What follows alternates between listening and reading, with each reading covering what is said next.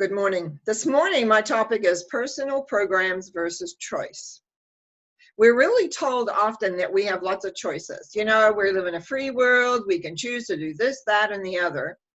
And yet, so often we will do behavior, verbal, other things, and especially things inside of ourselves where it doesn't seem like we have a choice. It's like anytime that circumstance comes up, we have a reaction and we react a little bit weirdly or differently. And we may say to ourselves, I'm not going to do that anymore. Nope, not going to do that. That's not getting the result I want. And guess what? Maybe you're good for one or two, and then all of a sudden you're right back in the old way, same old way of doing it. And that is because of these personal programs that we've created. Personal programs to me is really like a computer. We are like a computer. And I remember I was already doing inner programming work, you might say, when the computers came online. And the more I looked at computers, the more I began to learn and see that we are just like them. We have created a part of ourselves, not totally all of ourselves, because computers are not, at this point anyway, emotional. So sometimes I think they are. It feels like it. It's about how we respond to things. And we have programs. And some of them are very powerful. And I know in one of my sessions, I read you my little poem I wrote called The Pickle Jar Metaphor. It's not a poem, it's a little story. A pickle jar metaphor.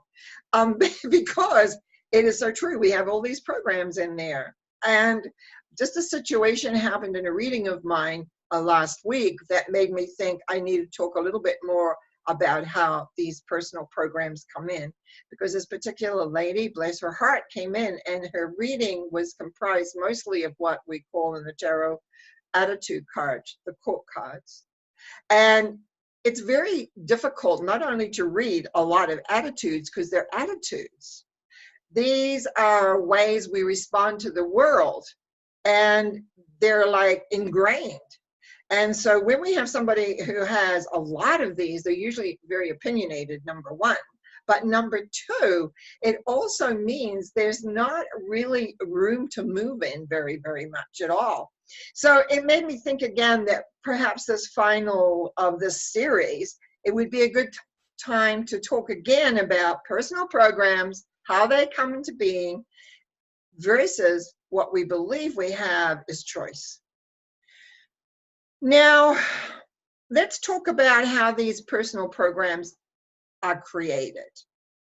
According to me, this is totally me, how I believe they're created can be as early as 2 months as an embryo. I've seen them. Usually, a lot more happen in the early years of our lives. I find by about 2.5, our major programs are in place. And that's a little scary when you think about it, because we're not verbal. So what happens? What happens is something occurs. Usually the most, in a way, traumatic situations, if we have physical or sexual abuse in our lives at any time, doesn't matter when it is, we will tend, if we haven't already got a personal program, we will create a personal program about that. In other words, when we have an emotion, and the stronger the emotion, we also freeze in time. So we have all these frozen memories within us. We freeze in time, and we also put in there beliefs, attitudes, and judgments. Now, those beliefs, attitudes, and judgments, we keep repeating. Every time we have a similar feeling that comes in, we will repeat it. And consequently, what ends up happening with that is that in the repeating of it, it just becomes more established. Because now we will have frozen memories at many different ages. So we can often do something about that. But again, I'll talk about that a little bit later. Now, some of these more dramatic decision points, we'll call them for a moment, that create these programs, what I find is that we can make several different decisions, almost opposing decisions at times. I call these splits.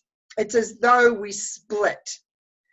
And interestingly, a thought pops into my head because I just worked on a soul journey, and often I have seen soul journeys here split a little, but I actually found this one very, very early in the soul's life.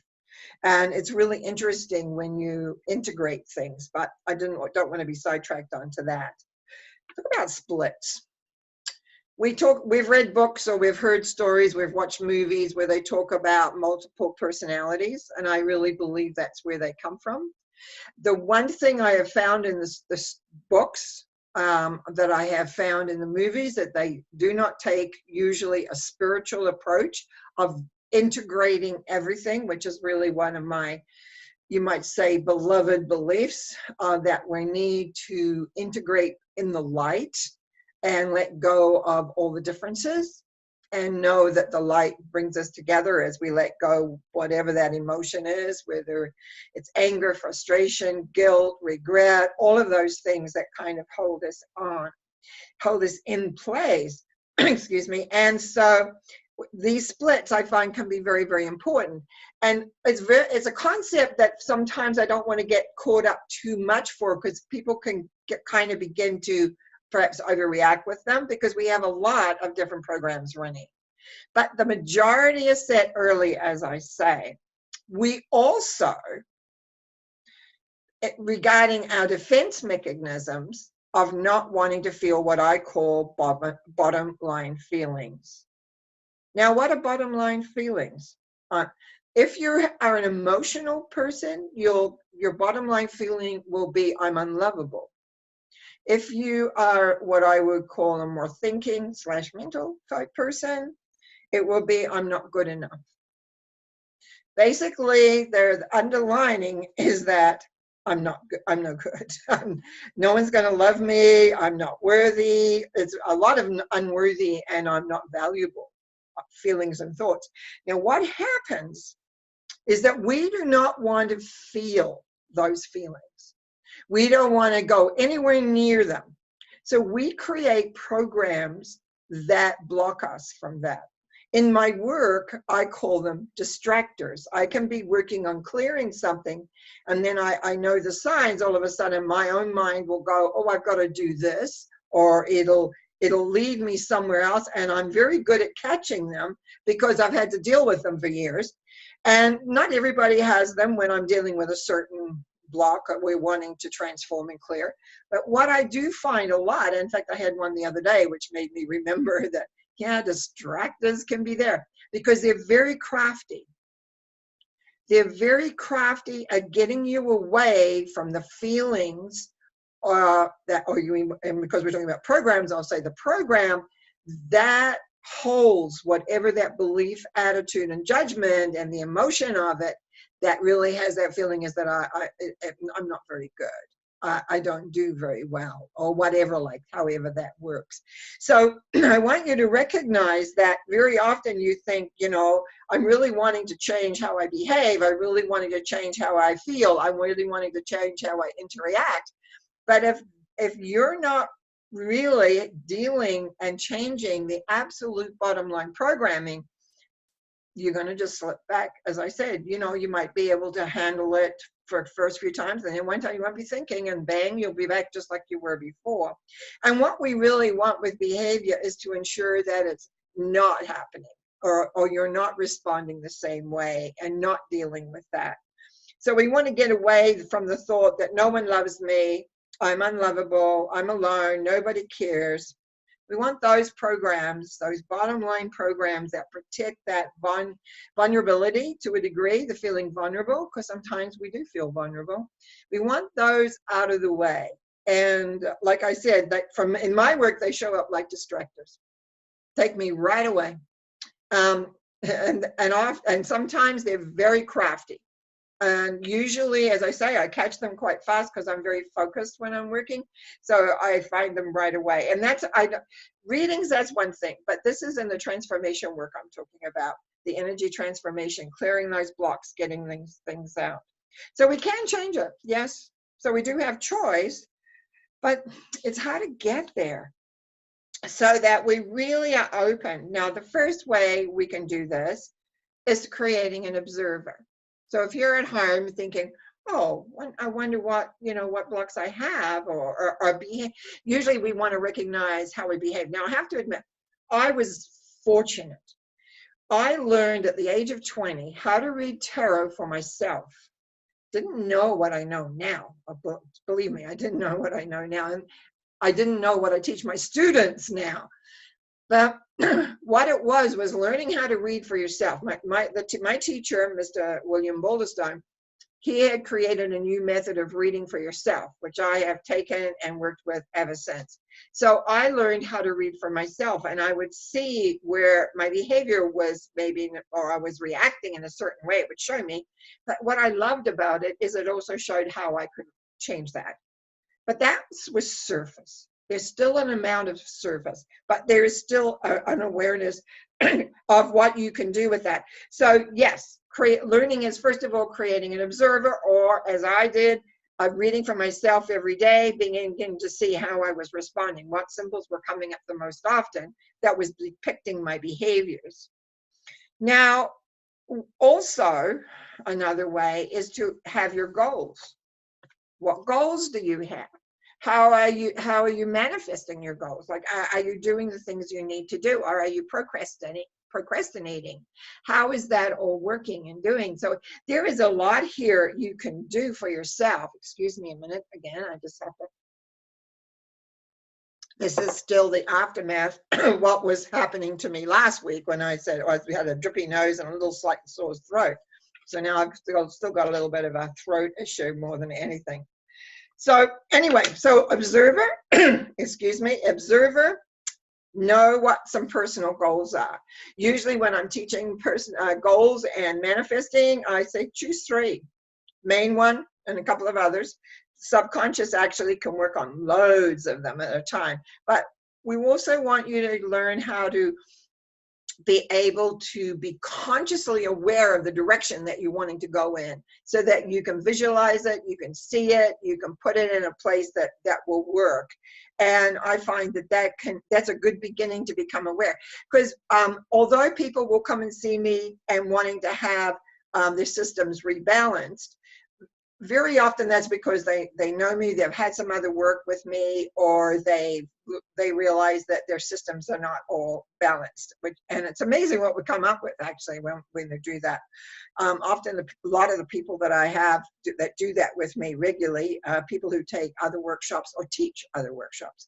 So it's like just keeping ourselves in an alignment, because we are energetic beings. And energy is transforming all the time. We give out our energy, we accept others' energies, especially families, especially people that you've had some form of emotional interaction with. Emotion seems to be the point of all of that. So just think about that we're like a computer, in the computers, we put our instructions in and then it does what we want it to do. And we can reprogram some of that. Most of it we do not. And that's what happens in our lives. We don't reprogram ourselves. So those decisions, this is annoying. I'm sorry about this. I apologize, because I thought I cleared all this morning, but it's back. So one of the things I want you to think about is this. If all of our major programs are in place, we'll say by 3. I usually find it's around 2.5, but by 3, what have we done to change those? So those basic programs are still running. If you ever do any kind of checking out the frozen memory parts and you're following them back in time, you'll find that the 2.5-year-old probably isn't really one that's doing the deciding, but it could be a 12-year-old, a 16-year-old, a 22-year-old, same feeling, same thoughts, same concepts. And so I did talk about this a couple of weeks ago. So one of the things to recognize is that our habits are based on these personal programs.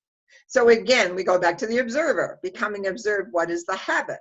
If you don't like that habit, some habits we love, they're great. Well, if we don't want that habit, how do we change that?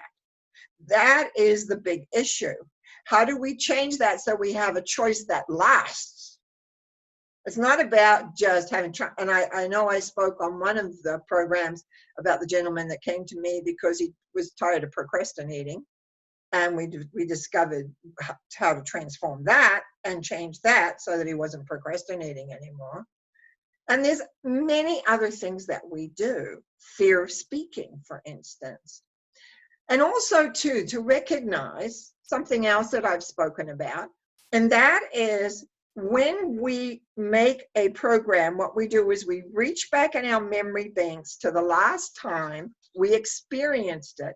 So all those early decisions that we made are past life based. So this is where past lives become incredibly important, because it's like we keep continuing doing what we're doing.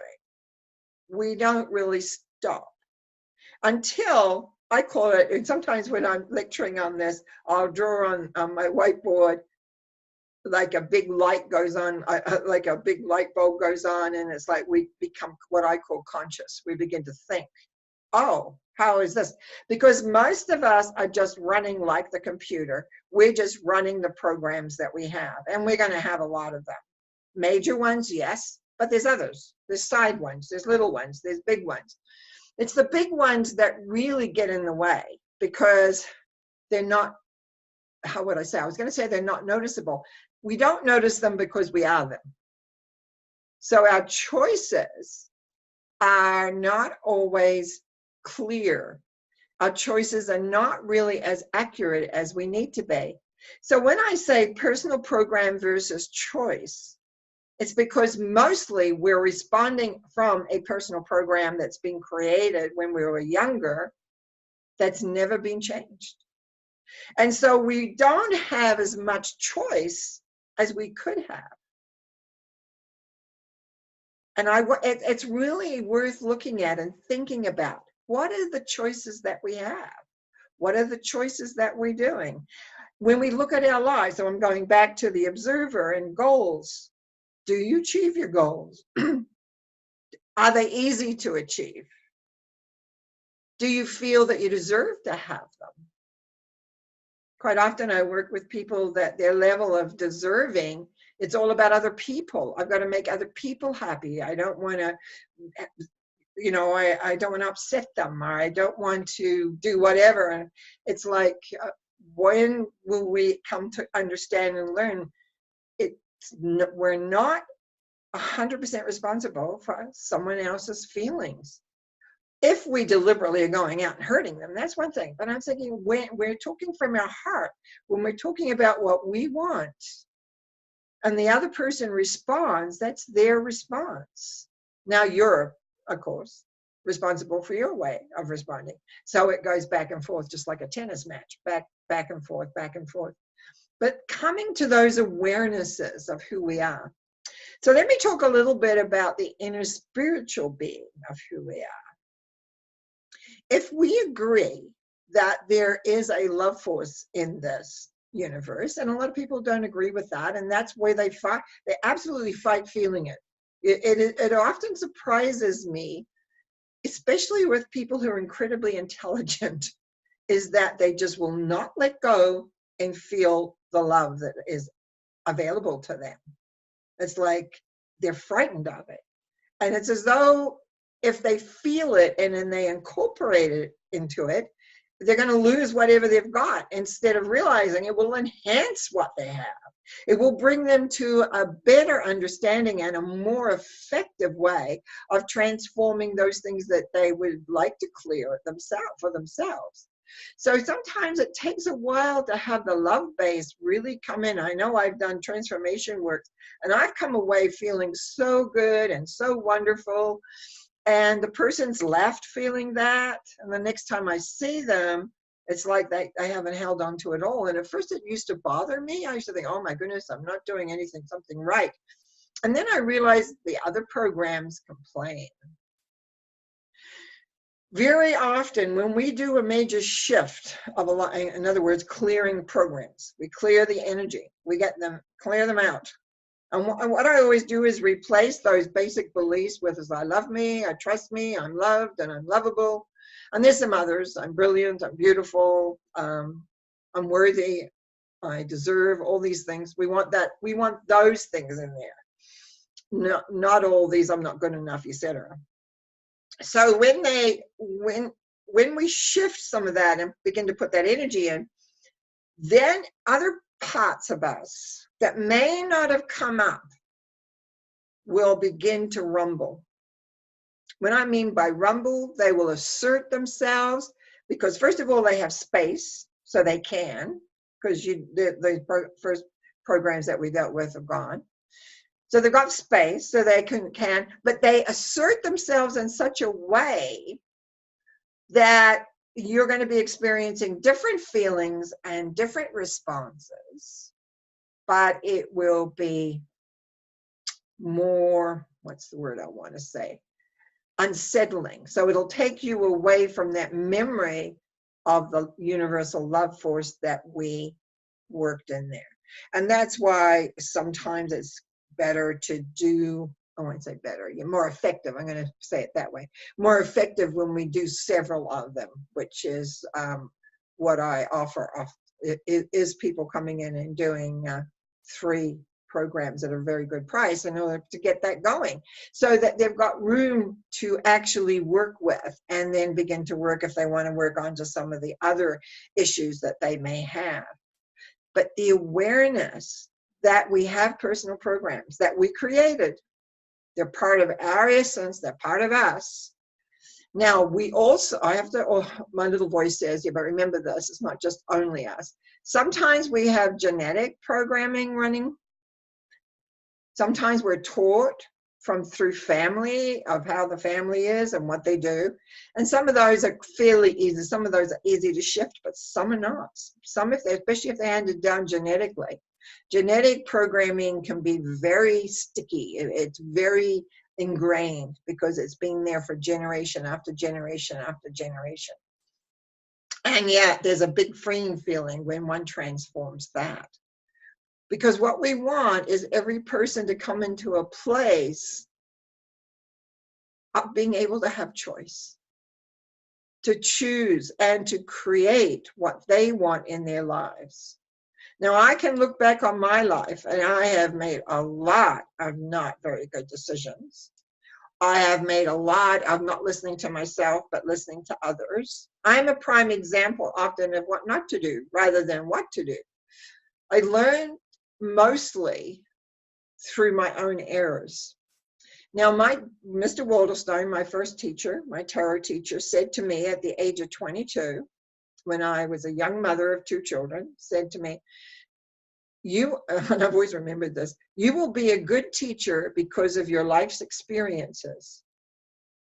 A good teacher, a good reader because of your life's experiences. And I thought to myself, what experiences? I'm a mother with 2 kids. I could, if I had envisioned some of the things that have come down in my life that I've had to deal with, I don't know what I would have done, because you have to, once you're here, you have to live the road that you're on. But he was correct, because when people come and sit with me and with a reading and things come up, it's basically, I know, I've been there, know it, or understand it. So it's like life is an adventure. It's not all roses, but we need to know how to deal with the thorns. We need to know that whatever it is, it's the major feeling of connection that we have with the energy that is here, that loves us, that wants to support us. Now, I had a question last week about the guides, about how much, and I thought a lot about after, actually. I thought, did I really make myself clear on that? Guides, traditionally, their job is to support. Usually I found if they want to instruct something to you, they'll let you know. If there's a bossy guide that's telling you what you should do, he basically needs more education. because guides have a lot of different vibrations that they work on. And we work up through the vibration. As we grow, they change and grow with us. So it's very much recognizing that guides are there to inspire. Same things with high selves, same things with any aspect of us, is there to support us to create. But at the same time, our gut feelings will say, no, do not do this. It will say, back off. And you'll feel that. And that's you listening to you. The whole thing is to have you grow to being a full being of understanding. When they talk about, be kind, being compassionate, being aware of that is what makes the sense. Is when I get frustrated sometimes. I get frustrated in lineups. I get frustrated. But I've learned over the years that everything is in its right timing. So I end up being much more relaxed and not so frustrated as I used to get. Those are little things that are easily changed. So what I've been mostly talking about today are the big programs that you decided very young, that came from another time and place originally. And so it's about looking and seeing, yes, it's time for me to change those and figure out what I want to do. And I'm going to leave this part on that, knowing that if you have any further comments, you can also email me at norma.cowie.com.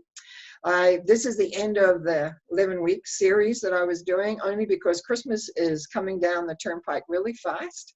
On the December the 22nd, I am doing a metaphysical Christmas story.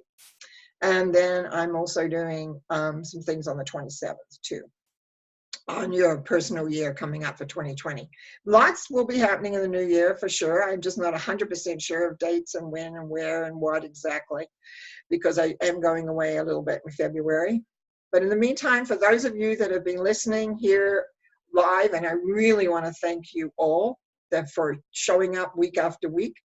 And secondly, for those that also watch on YouTube, know that I also wish you well for the holidays and for the upcoming year. So I want to thank you all for being there. Thanks.